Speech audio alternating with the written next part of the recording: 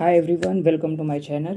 आज के सेशन में जानेंगे कि मेरी एडुटेरिया की जो फुल लेंथ टेस्ट रही वो कैसी रही। एंड फ्रेंड्स, इसमें समझेंगे कि 3 घंटे में पेपर को कैसे करना है। एंड आई थिंक इसमें और भी बहुत चीज़ें जो है वो आपको लर्न करने को मिलेगी, और आपको जीएस 1 पेपर को कैसे टैकल करना है, ये सब चीज़ें इसमें जानेंगे इस वीडियोज़ के सेशन में। एंड फ्रेंड्स, आप चैनल पर नए हैं तो आप ज़रूर चैनल को सब्सक्राइब और लाइक एंड शेयर भी ज़रूर करें।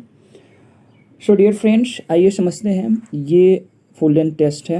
ओके, आप यहाँ पे देख सकते हैं, यहाँ पे क्वेश्चन भी लिखा हुआ है, कैसे कितना लिखना है, उस टोटल पैरा दिया हुआ है, राइट। इसमें 3 सेक्शन होता है। आई थिंक जो भी कैंडिडेट्स नहीं पता है तो वो पुराने मेरे ओल्ड वीडियोस देखेंगे जाके। लेकिन फ्रेंड्स, आई हम्बली रिक्वेस्ट, आप चैनल को सब्सक्राइब कीजिए, फॉलो कीजिए, शेयर कीजिए, लाइक कीजिए।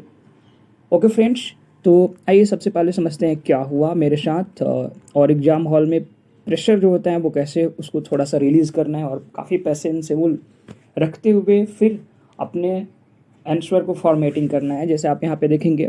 ठीक है, तो सबसे पहले मैंने डीआई सेक्शन को यहाँ पे स्टार्ट किया। तो सबसे पहले आइए हम डीआई सेक्शन को देखते हैं। Just wait. सबसे पहले आप देखेंगे यहाँ पे, तो डीआई सेक्शन को मैंने यहाँ पे कंप्लीट किया।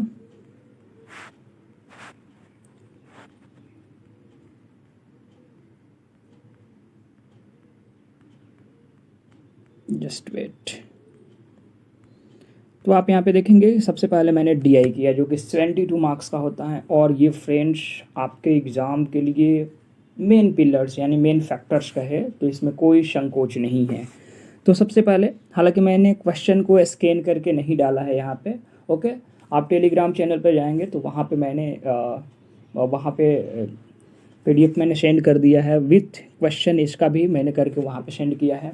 और बिना इवैल्यूएशन, बिकॉज कई एस्पायरेंट्स के डिमांड से कि वहाँ पे डाल दिया जाए पहले फॉर्मेटिंग, बट मेरी जो इवैल्यूएशन कॉपी होगी मैं अगेन उसको वहाँ पे डाल दूँगा, वो ज़्यादा बेनिफिशियल रहता है। सो आई मीन, मैं बात कर रहा हूँ कि पहले डीआई सेक्शन को आपको 72 में 72 करके कंप्लीट कर लेना चाहिए। ओके फ्रेंड्स, तो यहाँ पे आप देखेंगे, तो मैंने यहाँ पे 2 डीआई मैंने पहले भी आपसे बोला था कि you have to be choose, कि आप किस तरह के डीआई को आप चूज करते हैं। ये बहुत इम्पैक्टफुल होता है कि आप ज़्यादा कॉम्प्लेक्स को ना चूज करें। और मैं अगेन बोलूँगा कि इसमें जो अगर यदि आपकी कैलकुलेशन बेटर है और आपके कुछ कुछ टॉपिक्स जैसे परसेंटेज हुआ, प्रॉफिट लॉस हुआ, रेशियो एंड प्रोपोर्शन, एवरेज हुआ, और कैलकुलेशन तो है ही, वो चीज़ें अगर फास्ट है, कैलकुलेट आप कर पा रहे हैं बेटर, और एक्यूरेसी आपकी 100% है, तो one of the best guys, ये आपके लिए बेटर होगा एंड आप बेहतर कर भी पाएंगे। तो मैंने यहाँ पे डीआई सेक्शन को सबसे पहले यहाँ पे मैंने स्टार्ट किया था। तो आप यहाँ पे देखेंगे डीआई सेक्शन को, और अलग अलग रेफरेंस में, और फिर मैंने अगेन इसको सॉल्व करते हुए फिर यहाँ पे मैंने अगेन यहाँ पे टोटल डीआई को मैंने सॉल्व किया। और फिर अगेन 8वें नंबर पे आप देखेंगे, राइट, यहाँ पे तो दूसरा डीआई मैंने यहाँ पे सॉल्व किया। और इसमें मैंने एक क्वेश्चन नहीं सॉल्व किया, जो कि शायद उसका आंसर नहीं आ रहा था, तो गलत आई थिंक मैंने नहीं बनाया। तो फ्रेंड्स, मेरे कहने का मतलब ये है कि इनफैक्ट आपको क्या करना है कि सबसे पहले GS1 में डीआई को सेक्शन को कंप्लीट कर लेना है 3 घंटे में। आप डीआई का जो सेक्शन है वो आराम से आप 30 to 35 मिनट्स में सॉल्व कर सकते हैं। इसके बाद क्या करना है, इसके बाद एक जो आपके 7-8 मार्क्स के क्वेश्चन होते हैं उस पे नहीं आना है friends. Okay, you got my point. उस वाले सेक्शन पे आपको नहीं आना है अभी। आप पहले देखिए कि कैसे मार्क्स को कहाँ कहाँ से करेंगे कि ज़्यादा मार्क्स आपके बढ़ सकते हैं, आपको ज़्यादा वहाँ पे कार्य करना होगा। जैसे अगर मैं बात करूँ तो जस्ट वेट, आप थोड़ा सा वेट कीजिए और आप यहाँ पे देख पाएंगे कि कैसे मुझे जो है वो कंप्लीट करना होगा, एंड ज़्यादा बेटर भी होगा। ये ऑप्शन, इस तरह का ऑप्शन आप करते हैं तो ज़्यादा बेटर भी होता है। ओके फ्रेंड्स, तो आप यहाँ पे देख पाएंगे, जैसे ये आप देखेंगे सेक्शन 1 खंड 1 की मैं बात करूँ तो यहाँ पे छोटा छोटा क्वेश्चन दिया हुआ 8 नंबर का। लेकिन आपको क्या करना है फ्रेंड्स, सबसे पहले आपको आ जाना है यहाँ पे, okay, just wait, long question पे। Okay, you got my point. आप यहाँ पे देख पा रहे होंगे ये वाला जो सेक्शन आपका है, आप यहाँ पे देखेंगे, यहाँ पे 2 क्वेश्चन हैं, आपको एक क्वेश्चन किसी को लिखना है। यहाँ पे देखेंगे पटना कलम चित्रकला की मुख्य विशेषताओं का वर्णन करें, साथ ही यह स्पष्ट करें कि किन कारणों से इस चित्रकला शैली का पतन हुआ। ठीक है, तो आप ये वाला यहाँ से सेक्शन कर सकते हैं। इसके अलावा देखेंगे जनजातीय विद्रोहों में विशिष्ट स्थान रखने वाले मुंडा विद्रोह के कारण, प्रकृति एवं परिणाम की चर्चा करें। तो फ्रेंड्स 38 मार्क्स के जो क्वेश्चन होते हैं वो आपको मार्क्स दिलाएंगे, 20, 22, 23, 24 मार्क्स दिलाएंगे। तो इनफैक्ट उसको ज़्यादा बेटर करना है। डीआई इधर किया आपने, फिर अगेन 38 मार्क्स के जो क्वेश्चन है आपको वो इनफैक्ट वो कर लेना चाहिए। तो आप यहाँ पे देखेंगे मैंने यहाँ पे फॉर्मेटिंग कर दिया। ओके, नेक्स्ट आप देखेंगे यहाँ पे मैंने जस्ट इमीडिएट वहाँ पे कारण को दिखा दिया, और कारण को बहुत ही अलग अलग फ्लो चार्ट में मैंने दिखाने का प्रयास किया है। एंड फ्रेंड्स आप डिस्क्रिप्शन बॉक्स के लिंक में जाएंगे तो टेलीग्राम चैनल का लिंक वहाँ पे दिया गया है, आप जाके वहाँ पे आराम से इसको पढ़ेंगे, बट वीडियोस ज़्यादा लॉन्ग ना हो। एंड फ्रेंड्स आप ज़रूर चैनल को सब्सक्राइब और लाइक और शेयर भी करें। ओके फ्रेंड्स, नेक्स्ट मैं बात करूँ तो आप यहाँ पे देख पा रहे होंगे मुंडा विद्रोह की प्रकृति क्या है, तो उसको मैंने यहाँ पे एक पैरा में यहाँ पे लिखने का प्रयास किया है। इसके अलावा आप देखेंगे तो मुद्रा जैसे इसके परिणाम क्या हुए। ठीक है, तो फ्रेंड्स कहने का मेरा मतलब ये है कि आप 38 मार्क्स के क्वेश्चन को यदि पिकअप करते हैं तो वो ज़्यादा बेटर होगा। आप 7-8 का तो है ही, बट आई थिंक 38 मार्क्स के क्वेश्चन को करना चाहिए। वो हुआ। दूसरा आप देखेंगे यहाँ पे तो 38 मार्क के क्वेश्चन को मैंने दूसरा क्वेश्चन यहाँ पे ये किया।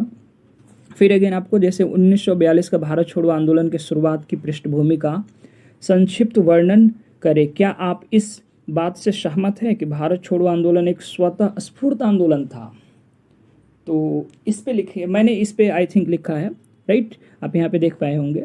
तो 1942 की क्रिप्स मिशन की विफलता के पश्चात भारत छोड़ो आंदोलन की शुरुआत हुई। इसे अगस्त क्रांति के नाम से जाना जाता है। भारत छोड़ो आंदोलन 1942 साम्राज्यवादी शासन के द्वारा अपनाए गए असंतोषजनक नीतियों के खिलाफ एक प्रतिक्रिया थी। तो फ्रेंड्स मैंने यहाँ पे तो वो चीज़ें आप यहाँ पे देख सकते हैं। इसके अलावा आप देखेंगे तो वही चीज़ें अलग अलग आरंभ कैसे हुआ, फिर इसका जो आंदोलन का मुख्य कारण क्या था, उत्तरदायी कारण था, उसको 4-5 पॉइंट्स में मैंने यहाँ पे दिखाने का प्रयास किया। अगेन इसका जो प्रसार था उसको दिखाया, एंड जो एक तरह से देखेंगे कि जो सामाजिक आधार था उसको दिखाने का, फिर इसके इम्पोर्टेंस को दिखाने का प्रयास किया। एंड अगेन आप देखेंगे स्फूर्त आंदोलन के संदर्भ में यहाँ पे मैंने कुछ बातों को यहाँ पे पॉइंट आउट किया, एंड अगेन इसको सबमिट किया। तो फ्रेंड्स कहने का मतलब ये है कि 38 मार्क्स के क्वेश्चन को आप जल्दी करेंगे। 2 ही सेक्शन से करने हैं आपको।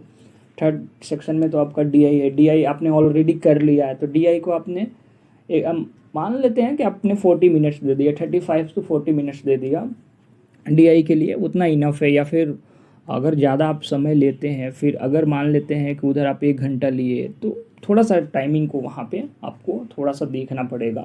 स्पीड अकॉर्डिंग टू स्पीड, अब जैसी जिस कैंडिडेट की स्पीड होगी वैसे वो लोग कर पाएंगे। ओके, लेकिन 38 मार्क्स के जो क्वेश्चन है आपको यहाँ पे ज़्यादा बेटर करना होगा। और आई थिंक यहाँ से आप जब कर लेंगे ना तो छोटे छोटे क्वेश्चन के लिए आपके पास समय मिलेगा और वो आप ज़्यादा बेटर रूप में कर पाएंगे। तो मेरा पहला जो प्रायोरिटी रहता है वो ये रहता है जीएस सेक्शन 1 को लेकर कि पहले डीआई को कीजिए, फिर 38 के जो क्वेश्चन है उसको कर लीजिए। ओके, तो आप यहाँ पे देख पाएंगे।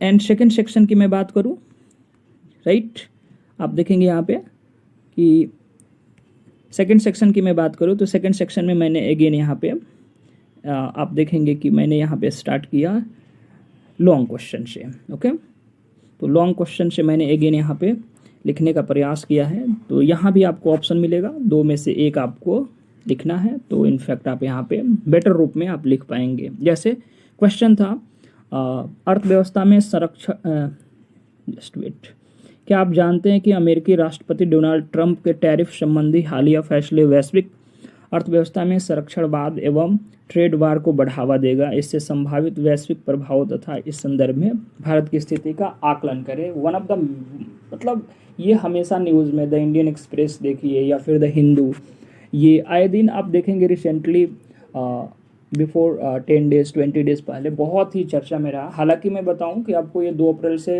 इम्प्लीमेंट भी हो गया, 26% यूएसए ने भारत पर टैरिफ लगा दिया। तो ये अपने आप में भी काफ़ी इम्पैक्टफुल और बहुत अच्छा टॉपिक है, इस पर लिखा जाना चाहिए था, बट मैंने चूज किया सेकेंड वाले को। 24th एससीओ शिखर सम्मेलन के महत्वपूर्ण बिंदुओं को उजागर करें और साथ ही भारत के लिए एससीओ की महत्ता एवं इस संबंध में मौजूद चुनौतियों का वर्णन करें। 2 ऑप्शन रहेगा आपके पास फ्रेंड्स, आपको जो जिस पे ज़्यादा अच्छे से आप उसको प्रेजेंट कर पाए आपको उसको लिखना चाहिए। मैंने चूज किया यहाँ पे, आप देखेंगे एससीओ को। ओके, तो एससीओ के बारे में मैंने यहाँ पे लिखना स्टार्ट किया। ठीक है, एससीओ की रणनीति क्या है, इसके अलावा भारत के समक्ष चुनौतियाँ क्या है, ठीक है, और भारत के लिए कितना इम्पोर्टेंस रखता है उसको मैंने दिखाने का प्रयास किया।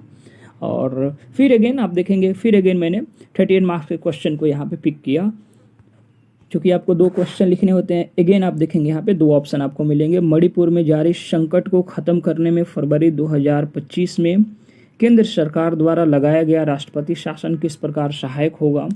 इस परिप्रेक्ष्य में मणिपुर हिंसा के मूल कारणों का उल्लेख करते हुए संभावित समाधान पर अपने विचार व्यक्त करें। ओके फ्रेंड्स, तो आप देखेंगे यहाँ पे। इसके अलावा था दूसरा, भारत में महिला सशक्तिकरण की अवधारणा अब उनके शैक्षणिक एवं सामाजिक उत्थान से आगे बढ़कर महिला नेतृत्व आधारित विकास की ओर उन्मुख हो रही है। इस कथन का मूल्यांकन करते हुए महिला नेतृत्व आधारित विकास को बढ़ावा देने के लिए भारत सरकार द्वारा उठाए गए पहलों को बताएं। तो ये one of the best guide है। अगर 2 में से आप मुझसे पूछेंगे तो मुझे लगता है कि महिला सशक्तिकरण को आप ज़्यादा बेटर लिख सकते हैं मणिपुर के कंपेरिजन में, बट मणिपुर के जो क्राइसिस है आई थिंक उस पर भी ज़्यादा बेटर रूप में लिखा जा सकता है। जैसे 69th में मणिपुर से लेकर क्वेश्चन जो पूछा गया था, तो कुछ ऐसे ही ये पैटर्न पे एडिटोरिया की मुझे टेस्ट सीरीज में पर्सनली बताऊं अपना, तो मुझे इसलिए बेटर लगता है क्योंकि वो लोग PYQs पैटर्न पे ज़्यादा उसको प्रेफर करते हैं। तो इनफैक्ट वो भी एक अपने आप में ज़्यादा बेटर होता है। एंड जो भी कैंडिडेट्स मेंस की एग्जामिनेशन की प्रिपरेशन कर रहे हैं, आई मीन उनको PYQs देखना चाहिए, राइट। और PYQs देखने से आपको ये चीज़ें पता चलेगी कि कौन कौन से सेक्शन में रिपीट क्वेश्चन हो रहे हैं और किस तरह के क्वेश्चन का पैटर्न जो है वो चेंज होते जा रहा है। ओके फ्रेंड्स, तो मैंने यहाँ से 38 मार्क्स का कर लिया। तो 38 मार्क्स का आप देखेंगे कि यहाँ से भी मैंने क्वेश्चन कर लिया। और फिर अगेन आप यहाँ पे देख पाएंगे कि यहाँ पे 2 क्वेश्चन लिखना होता है 38 मार्क्स का। Just wait,